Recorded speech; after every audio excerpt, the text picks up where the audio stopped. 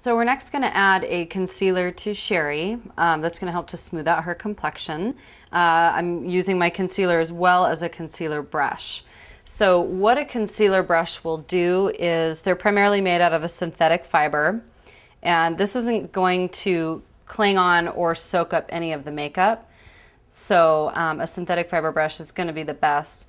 Now you'll notice that what I'm doing here is I'm starting with the concealer on the inner corner of the eye, because this is where people are the darkest. So you're just going to want to pat that color in, and you really don't need very much because this brush is going to blend out a lot. So you can see it's very, very easy and movable, but what's also helping is that eye cream as well as that primer that we put on too. And you can kind of blend it out with your finger if you want to, and then go ahead and look up, Sherry. And now we're just going to press it in only where she's dark. You can see how that totally brightens up the area underneath her eye. And I also like to give a little bit of concealer on this outer corner.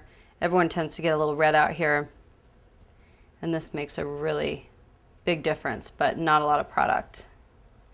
Another great place where you can put concealer is really anywhere else that you're red. So I'm going to take a little bit, turn just a bit this way, a little bit right on her nose here. People tend to get kind of red right here, broken blood vessels. If you have a cold, sometimes you'll get really red on your nose, and this just helps to smooth everything out.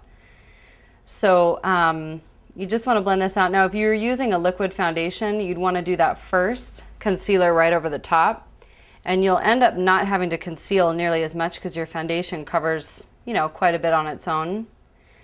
But since this is spring and we don't want to load her up with too much makeup, we're just going in with the concealer, and you can see it makes quite a difference just by itself.